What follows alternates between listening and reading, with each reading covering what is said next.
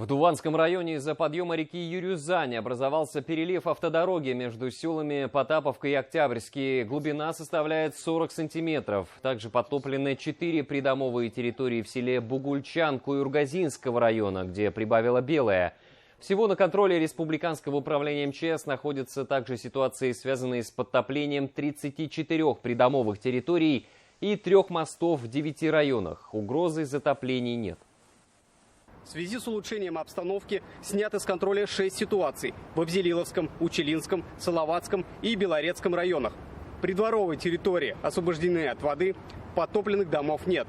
На территории Учелинского района продолжает работать аэромобильная группировка Главного управления. В Учелинском районе спасатели доставляют продукты питания, необходимые медикаменты и питьевую воду для жителей деревни Мулдашево, которые были отрезаны от большой земли дождевым паводком. Там работает лодочная переправа. В деревнях Азнашево, Шарипово и Кожаево есть объездные дороги, но пока проехать могут автомобили повышенной проходимости.